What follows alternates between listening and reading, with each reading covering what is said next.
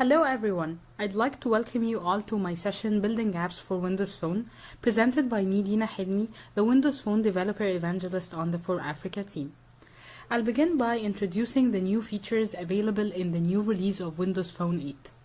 These features are the customizable size style that make good use of the start screen, the live updates that is being pushed to your lock screen, the new maps that makes use of the new Nokia technology, Location API, which is similar to the one used for Windows 8 Store apps, which means there is a lot of code reused in this part. An amazing application called the Wallet presented on the phone, where you can save all your credit, debit cards, loyalty and membership cards, and even access previously saved deals to pay for these deals using one of your cards on the flow. Speech API is being presented using the text-to-speech as well as voice commands, but what makes it better than other platforms is that you have now the feasibility of making customizable voice commands to speak to your own application.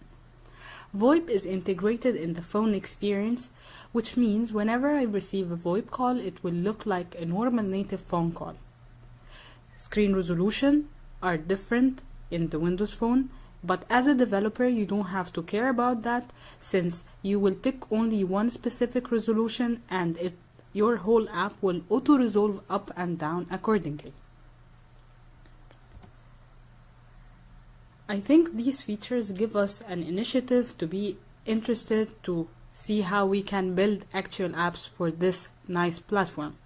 In order to get started, we need to get our hands on the tools. We need to install the Windows Phone SDK latest version, which is 8.0. Our laptops needs to have Windows 8 operating system. Also, you should have a developer phone registration if you need to submit the application to the marketplace or unlock the device for testing. You can access all of this through visiting dev.windowsphone.com. When I visit this site, I get hold of the SDK. I can view some sample codes to ramp me up, and I can submit my application there. Let's see how we can actually build an app on that platform. The most common way of building apps for Windows Phone is to define the UI using a language called Extendable Application Markup Language, the XAML, which is extracted from XML. The second part that you should care about is the logic. Logic is written using C# or Visual Basic according to the language that you know better. You will also have access to the .NET APIs and the Windows Phone Runtime APIs. Once I create a Windows Phone project, there are three important files that I should look at. The first file is called app.xaml, which is considered to be the application entry point. It contains all the global resources, services, events, as well as the main life cycle of the whole application. The second file is the Windows Mobile App Manifest, which contains the application development information, some capabilities, hardware requirement, as well as the packaging information of your whole app. The final file is the mainpage.xaml that contains the main view of the application and how it will look like. If we have a deeper look on the mainpage.xaml, you will see something like that. This is a single-paged application. Let's walk through the default control structure of this particular page. Basically, it has something called the phone application page, which is composed of a grid that has two rows. The first row has a stack panel that holds two text blocks. The first text block is the application title, while the second is the page title. Then the second row has the content panel, which is currently empty, where all the other content should be placed in. This is not the only form of application that could be created in Windows Phone.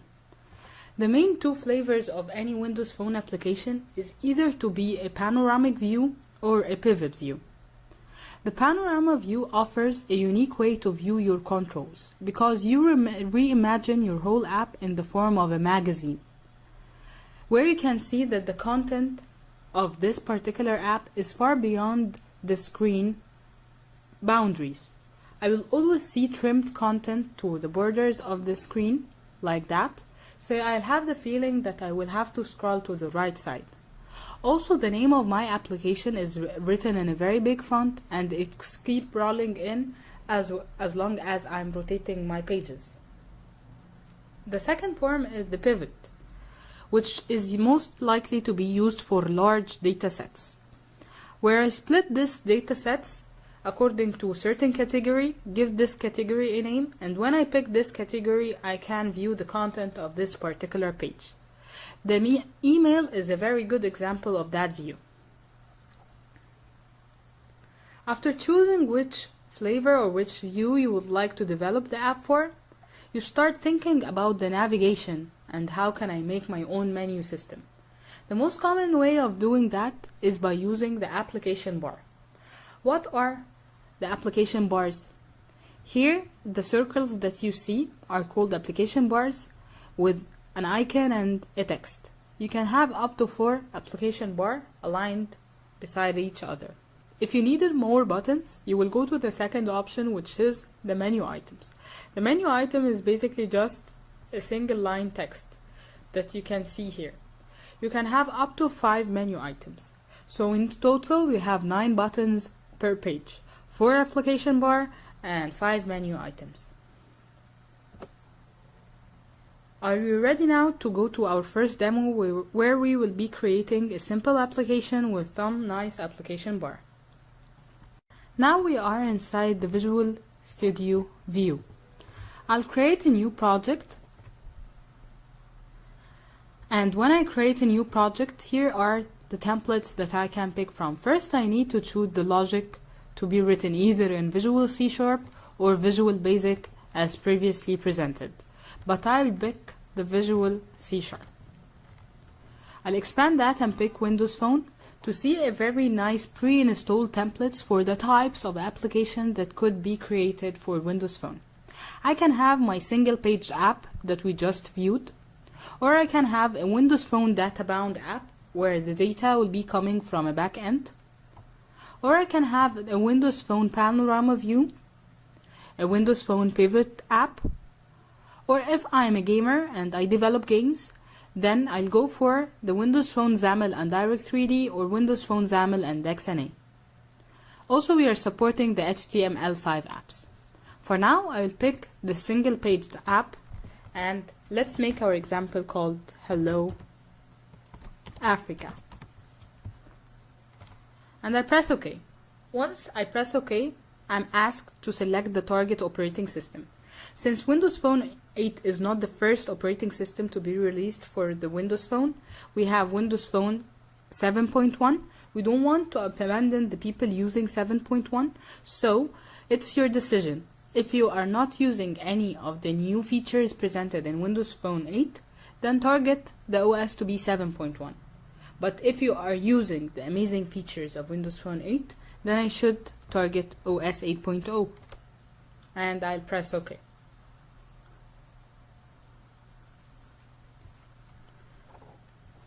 Here is my project with the 3 main files I talked about, the main page.xaml, which is currently being viewed now. If I extended this page, I can see that there is another file called mainpage.xaml.cs that has the logic. Also, I have the app.xaml that has the main lifecycle of the application, and if I expanded it, I have also the .cs file, and the final file is hidden inside the properties because it holds the properties of the whole app, which is the Windows Mobile App Manifest that has some application information, the capabilities to be enabled, some hardware requirements, and the packaging information. So going back to my main page.xaml, which is the main view, I can see the phone application page that has a grid that is composed of 2 rows, where the first row just has the stack panel and the second row has the empty grid. Now let's think about our application. We need to make Hello Africa app that basically has a text box, a button, and a label. I already have a label here, so I'll just make use of it. So I need to give an ID for this label so I can bind it later on in my application. The ID here is called name, So I will name this particular control to be label. Then I'll come here to the empty grid. I don't want to write code and bug myself, so I'll make use of this nice toolbox that has all the controls that I can use in my application and write text box. I'll grab this text box and replace it inside my page. I can see that the code is auto-generated for me once I grab the text box. I'll do the same for the button and adjust it to be in the middle. Now I need to adjust some properties of this control. To access the properties of this control, I just select the control and press F4 to see to the side that there is the properties of the text box. First, I need to change the name of this text box to be just text box. And then I need to clear the current written text. And basically that's it. I don't need any further properties from this particular control. For the button, I'll do the same. Select the button, press F4, give this button a name, maybe change the content of the button instead of the button like show message, and remains one thing, that I need to enable an click event handler on that button. When I click on it, it will bind whatever written in the text box to the label. How can I access the events that could be enabled on this particular control is from here. You can see this thunderstorm symbol where I can click on it, see all the available events for this particular control, and pick the event that I would like to enable, double click, it will auto generate it for me and even redirect me to the code behind right on the spot. Just write here that my label dot text should be equal to my text box dot text.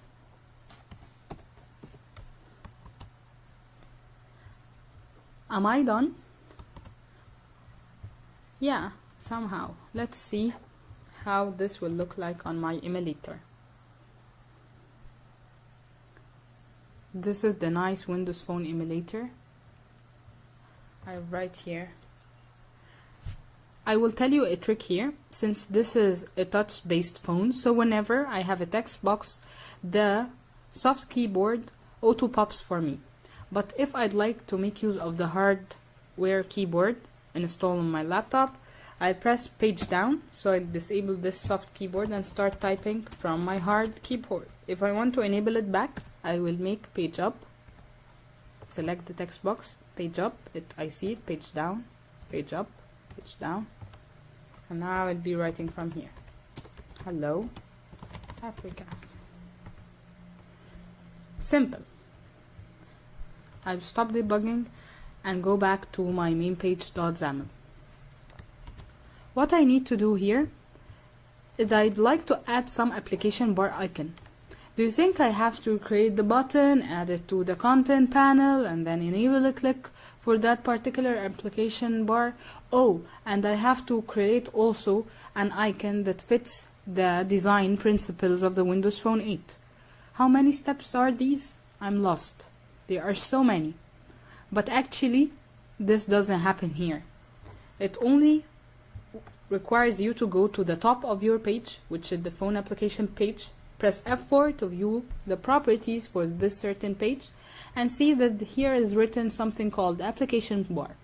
I'll press new. You can see that I have created a new application bar, and here is the properties of the application bar. It has some buttons, some background content, some foreground content, and so forth. So I'm interested basically in the button collection. I'll press on these dots to find that here I can keep on adding the 4 application bar buttons that we speak about. So I press add and find here that here is the icon URI. So I have to create an icon and provide the URI.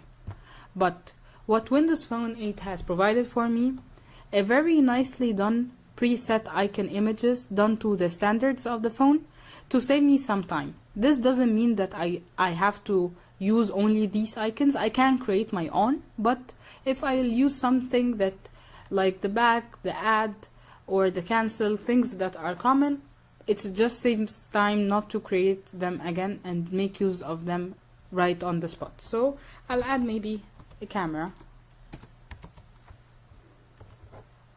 and right here, snap it. I can add another button,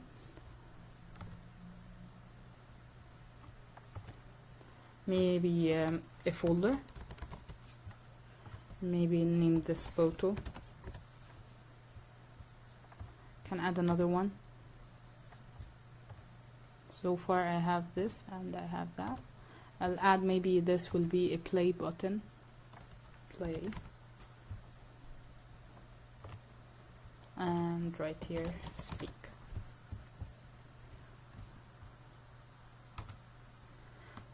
So as you see, I have created 3 nicely done application bar. Took me how long to do that? Just 2 steps. F4, new, and add the buttons. I can add also some menu items from here, which is basically text. Maybe my menu item will be called about.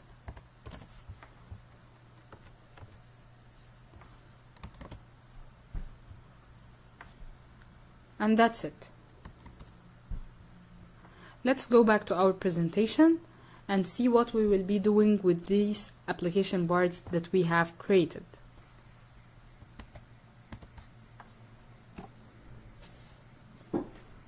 Since Windows Phone is offering a more integrated experience with the available sensors of the phone, it keeps on adding more and more sensors that you could use inside your application. The sensors are basically the things that you can use inside the phone. You have 2 types of sensors, either launchers or choosers. What is the difference? The launcher, from its name, launches something and it doesn't have to come back with a result, like launching the camera to get a photo, or maybe launching Bing Maps to view your current location. But what about the chooser? The chooser, on the other hand side, is required to come back with the result, because from its name, it chooses something from somewhere. So like photo choosing a picture from your album to be pinned as your background screen. The gray ones has been already available in the previous OS 7.1, and these new launchers and chooser presented in the blue color are added for the new Windows Phone 8. I will show you how can you create a launcher and chooser, and how to impose even on a launcher to return back to your application a certain result. So let's take the camera capture task, which is basically a launcher, and the photo chooser task, which is a chooser, and see how they will be working. So I'll go back to my nicely done Visual Studio application and to my main page.xaml. I need to enable some click events on these buttons. So I pick this certain button, press F4 to find that this is the property of this button, and here is the events for it. I'll name this event snap it click.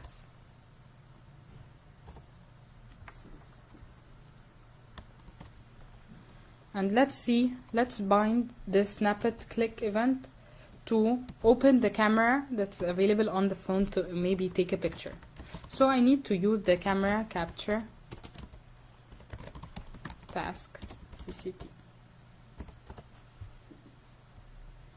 As you can see that Visual Studio have highlighted this task that it doesn't know it because it's missing a certain assembly or a library. And definitely in order to use this task, we have to import the Microsoft.phone.tasks. By this, I have access to all the other tasks, like the photo chooser task, for instance, is already available for me with no red lines. I'll come here to write CCT equal new camera capture task. And I have created a new instance of this new camera capture task. All I need to do here is to say cct.show.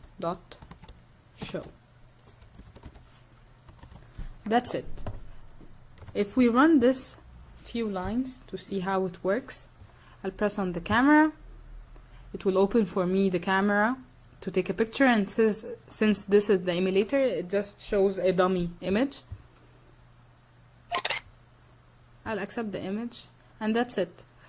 It's called the launcher because I have taken the image and I don't have to get back this image to my application to do anything. So if I'd like to check my photo albums, I will find that inside the camera roll I have the current captured image that I just took from inside the application. So this is a simple example of a launcher. What about the chooser? Let's make this nice folder button, application bar, to have also a click event called maybe pick image.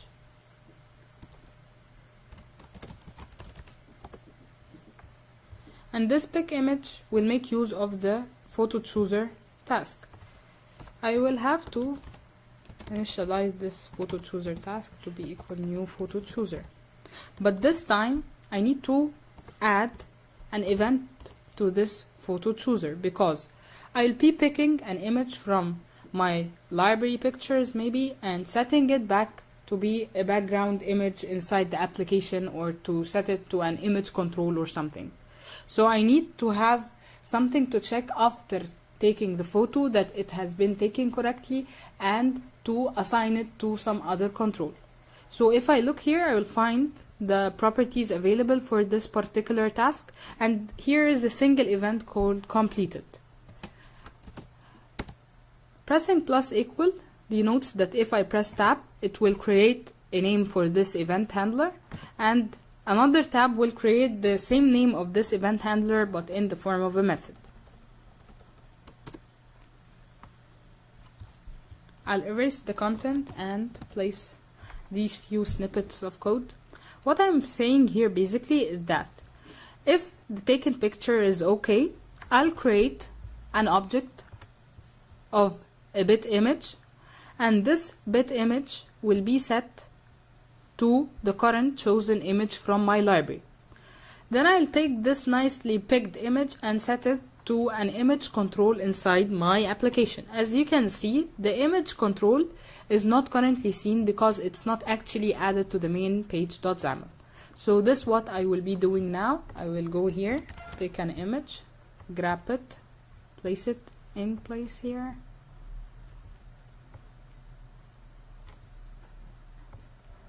Extended, and give it a name. I can also give it a name from here instead of pressing F4. You can do it either way, and I'll name it image.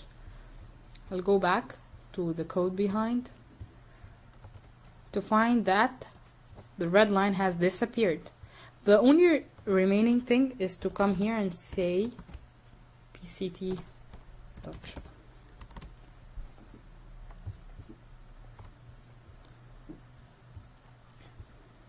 So if I click here, I find that I can go to my albums, pick an image, and set it back to my application.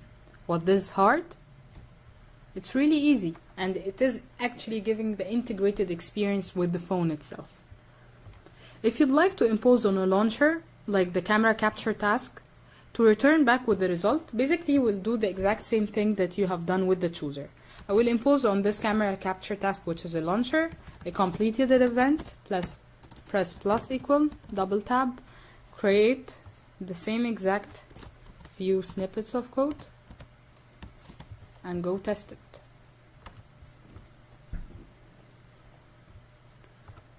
This time I'll take an image, accept it, and it auto sets to the image control that I just added.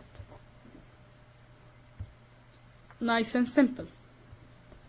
So let's go back to our presentation and see what we can do more in this nicely done app.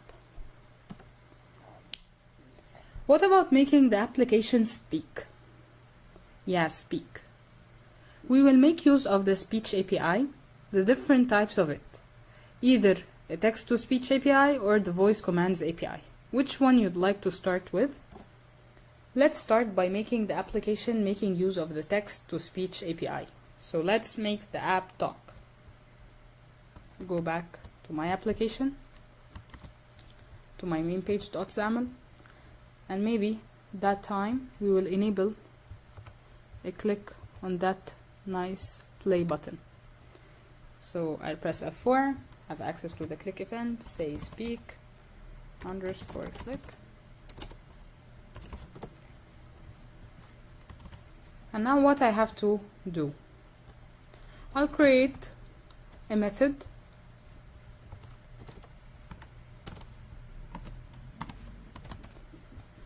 called Hello Africa. This Hello Africa makes use of something called the speech synthesizer, which is making use of a library called windows.phone.speech.synthesis. This speech synthesizer basically is used to select a particular speech language and start speaking it. So now the method is responsible for doing what? It is basically responsible for viewing all the possible installed voices, which are 15 current installed languages with different voices, whether it's female or male, display the description of the voice as well as the language that is being spoken by this particular voice, and setting this to our text box. Then each time we select a certain voice, we set it to this synthesizer, and we wait for this synthesizer to speak a particular set of lines. So for now I'm just saying Hello Africa.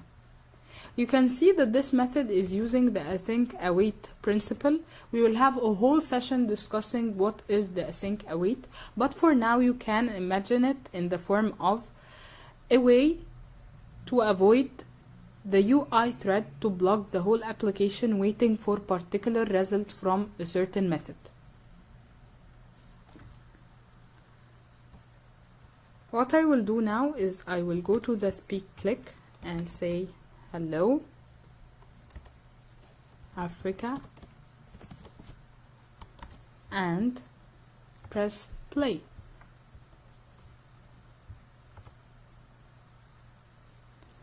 Whoa, I have an exception. Why is that? Now I'm trying to use a capability that I didn't enable, and it says that I'm trying to access the speech functionality that requires the ID cap speech recognition to be defined in my manifest. So what I'll have to do is that I'll stop the debugging, go to my Windows mobile app manifest, to the capabilities section, and start searching for this particular speech API that I'd like to enable in my capability. It's called ID cap speech recognition. And I'll try to rerun my application once more.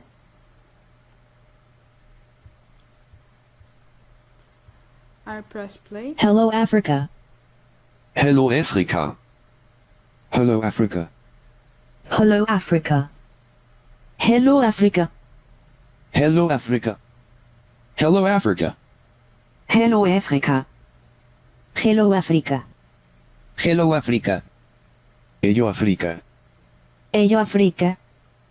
Hello Africa. Hello Africa. Hello Africa. And as you see, the speech API supports 15 languages. It will keep on saying the same expression using the different installed languages. So by that we have enabled our application to speak and talk to us. What about us speaking back to the application and giving it some commands? So let's come here and add a new file where will we define the voice command that we would like to say to our application. I will add a voice command definition, which is basically, as you see, is an XML file. I'll add it. You can see that it's auto-loaded with some preset commands just to explain the structure of the file. The file is an XML file composed of voice commands that has some different command set inside it, and this command set is composed of a command prefix and then followed by some other commands. The command prefix is basically the main thing that I say to the application in order for it to open. And I provide an example to give me a hint about this command in case I forgot what this command does. The second part is the command itself, which is composed of a name, and then I have an example to remind me about what does this command do, And then I have a set of listen for expressions. I can have more than one listen for expression to perform the same command. And then after saying this listen for expression, I can receive a feedback from my application, or I can even navigate to a certain page inside my application. You can see that inside the listen for command, it is composed of square brackets, curly brace, a star. What does that mean? I start defining my own grammar and my own language. So when I press a square bracket, that means that this sentence or this particular word is optional. So here I can say and play new game, or play new game, or and play a new game. It's my choice to drop the a and the and or to add them, so it's optional. What about if I'm going to say replay a certain level, like 1, 2, 3, like anything? So by here defining the number in a curly brace, this means that I have a variable phrase list that could be replacing this particular number. And I start defining something called the phrase list that should have the same label as the one mentioned here. And start listing the items in this phrase list that are possible for me to say. Like if I'm having a game that is composed with 3 levels, to increase the accuracy, I will allow the phrase list to have only 1, 2, and 3 to avoid mistakes like saying replay level 10 or 12 or I don't know what. Also, having the stars mean that I will be saying anything. Like for now, Twitter application presented on Windows Phone is making use of this by allowing you to say your tweet, and then it will re-encapsulate this tweet to fit the 140 characters and post it. Just by you saying Twitter tweet and then the message, which is basically anything, as it has the star denoting that the user will be saying any command. So let's start customizing this command set to fit our needs. Our application is called Hello Africa. Basically, start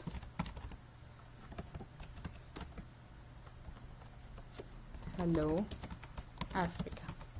Then let's say a command like say hello. Says hello. And it will listen for like hello Africa, say hello. Or hello Africa, greet me. And the feedback will I will say hello now. And I don't need to import the rest. So that's basically it. Let's go to the code behind and refer to this file. What I will do is that I will make use of the voice command library. So I have to import it first, windows.phone.speech.voice command. And I have to install this customizable file to this particular service to install it once my application is loaded on the phone, to give me an initial set of commands that should be set to this application to interact with it. This set of commands should be at least initialized once, so I need to call this method inside my constructor at least once. And I will play.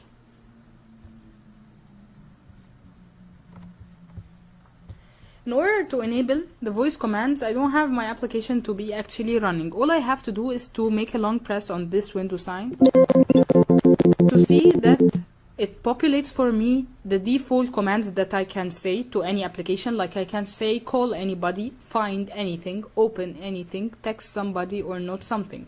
I'll accept these commands and see that it's listening for me.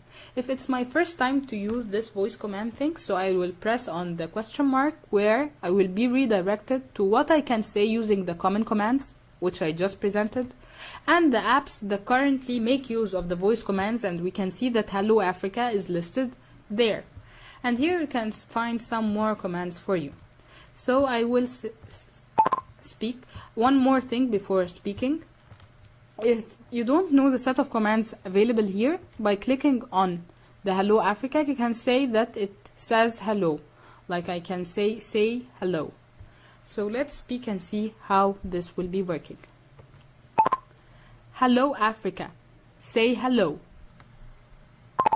I will say hello now. See, and since I didn't impose anything else, it just navigated to the start screen of my application. Maybe I can enable it, like when it opens, it auto run, maybe to say hello Africa again or something. It depends on what you would like to do. Also, I can open the application using the default commands by saying open Hello Africa. Let's test that. Open Hello Africa. Starting Hello Africa. You can see that the feedback message now is different. It says starting Hello Africa and not I will be saying hello now, because this is the default way of doing it, that I don't need to impose a certain grammar to write it. But when I use my specific expression to open the application or to go to a certain part in the application, it replies with the custom feedback that I have just written. Isn't that awesome? Let's see what we can do more with Windows Phone. So far we had allowed the application to talk and to talk back to the application. Would you like to see how we can impose the lock screen notification? Let's see how the lock screen notification works. In order to see the possible apps that could push live updates to the lock screen, we visit the settings, where we check the lock screen options to find that there are 3 ways of pushing information to the lock screen. Either to make your app provides the background image, or to make your app provide a detailed status update, like the one shown here, or to have your app providing quick status update, which is an icon with a number. You can have up to 5 application pushing quick status update, 1 application pushing detailed status update, and 1 application pushing your background. So let's see how we can make our application enabling this nice feature of the lock screen notification. I'll go back to my application and visit the Windows Mobile App Manifest, right click and view code. I will say yes, and I can see here that this file basically has some information about my application, the current set capabilities of the app, and some tokens, the supported screen resolution. In order to enable the live updates being pushed to the lock screen, it's actually another capability.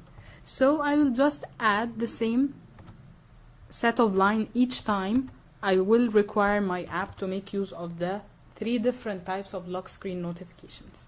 I create something called extensions, and inside this extension I refer to the consumer ID as well as the extension name for the current property or capability that I would like to enable. So I'd like my application to be providing a quick status update, to provide a background image, and to provide a detailed text field. So since I'm not doing any push notification currently, I will just force a number here inside the count of my application, and maybe a nice image to be visible for the quick status update. I will grab here the image. I don't have to provide the full path of my image, so I'll start only from the assets part.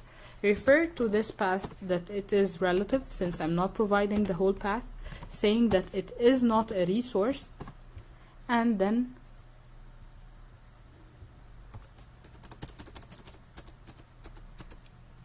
clothing this tag. I'll do the same for the device lock screen. True is a resource. False. Take the same path, copy and paste it, and I'll have also to include that. So let's run my application on the emulator. I'll go to my start screen, visit the settings, pick lock screen, and then once I open the background notification, I can see that my application is listed among these applications that can provide actually a background image. Also for the detailed status update, it is listed that it can provide a detailed status update, and for the quick status update, it can provide a quick status update, and here is the icon of the application. In order to simulate the lock screen on the emulator, I have here some nice simulation dashboard that is presented by this icon. When I click on, I can choose my simulator to be locked, open the simulator again to see that now it shows a quick status update with the icon image and a number. And I can unlock my phone now. Isn't that nice? It's amazing.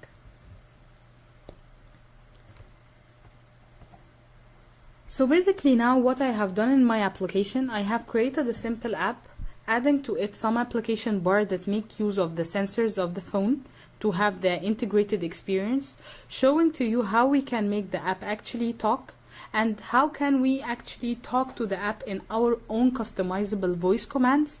We also enable the application to push some notification right up to the lock screen without actually opening the app. So by this, I'm done for today's session. I hope you enjoyed it. I'm providing here in my slides some book resources, some online tutorials to get you started, and an amazing link to the Microsoft Virtual Academy that provides online 19 up to 20 sessions of how you can actually learn all what you need to know about Windows Phone to be ramped up in only 3 days and build as complicated apps as you want. You can always get in touch with me by tweeting or my Twitter handler or on the team Twitter handler. Also, we will be glad if you keep in touch with us by visiting our blogs to be notified about the new updates in different technologies. Thank you, and I hope you enjoyed the session and waiting for your feedback for more upcoming sessions.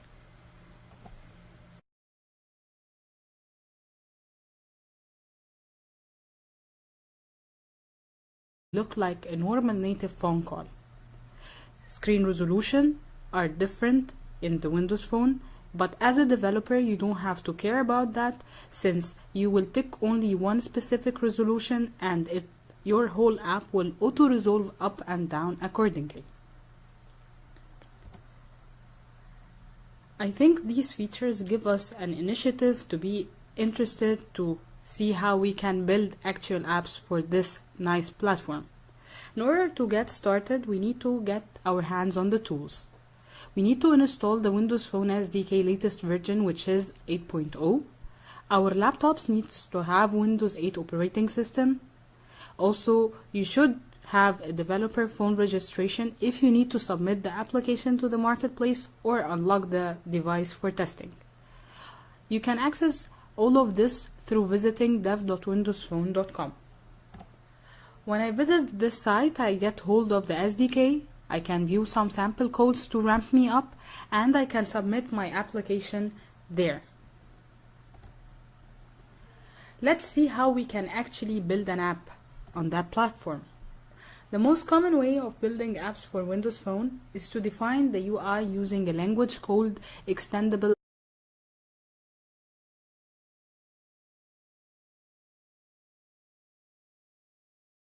Hello everyone, I'd like to welcome you all to my session Building Apps for Windows Phone, presented by me, Dina Hilmi, the Windows Phone Developer Evangelist on the For Africa team. I'll begin by introducing the new features available in the new release of Windows Phone 8. These features are the customizable size style that make good use of the start screen, the live updates that is being pushed to your lock screen, the new maps that makes use of the new Nokia technology, Location API, which is similar to the one used for Windows 8 Store apps, which means there is a lot of code reused in this part. An amazing application called the Wallet presented on the phone, where you can save all your credit, debit cards, loyalty and membership cards, and even access previously saved deals to pay for these deals using one of your cards on the flow. Speech API is being presented using the text-to-speech as well as voice commands, but what makes it better than other platforms is that you have now the feasibility of making customizable voice commands to speak to your own application. VoIP is integrated in the phone experience, which means whenever I receive a VoIP call, it will for large data sets. Where I split this data sets according to a certain category, give this category a name, and when I pick this category, I can view the content of this particular page. The email is a very good example of that view. After choosing which flavor or which view you would like to develop the app for, you start thinking about the navigation and how can I make my own menu system. The most common way of doing that is by using the application bar. What are the application bars? Here, the circles that you see are called application bars with an icon and a text. You can have up to 4 application bar aligned beside each other. If you needed more buttons, you will go to the second option, which is the menu items. The menu item is basically just a single line text that you can see here. You can have up to 5 menu items. So in total, we have 9 buttons per page, 4 application bar, and 5 menu items. Are you ready now to go to our first demo where we will be creating a simple application with some nice application bar? Now we are in application markup language, the XAML, which is extracted from XML. The second part that you should care about is the logic. Logic is written using C# or Visual Basic according to the language that you know better. You will also have access to the .NET APIs and the Windows Phone Runtime APIs. Once I create a Windows Phone project, there are 3 important files that I should look at. The first file is called app.xaml, which is considered to be the application entry point. It contains all the global resources, services, events, as well as the main lifecycle of the whole application. The second file is the Windows Mobile App Manifest, which contains the application development information, some capabilities, hardware requirement, as well as the packaging information of your whole app. The final file is the mainpage.xaml that contains the main view of the application and how it will look like. If we have a deeper look on the mainpage.xaml, you will see something like that. This is a single-paged application. Let's walk through the default control structure of this particular page. Basically, it has something called the phone application page, which is composed of a grid that has 2 rows. The first row has a stack panel that holds 2 text blocks. The first text block is the application title, while the second is the page title. Then the second row has the content panel, which is currently empty, where all the other content should be placed in. This is not the only form of application that could be created in Windows Phone. The main 2 flavors of any Windows Phone application is either to be a panoramic view or a pivot view. The panorama view offers a unique way to view your controls because you reimagine your whole app in the form of a magazine, where you can see that the content of this particular app is far beyond the screen boundaries. I will always see trimmed content to the borders of the screen like that, so I'll have the feeling that I will have to scroll to the right side. Also, the name of my application is written in a very big font and it keeps rolling in as long as I'm rotating my pages. The second form is the pivot, which is most likely to be used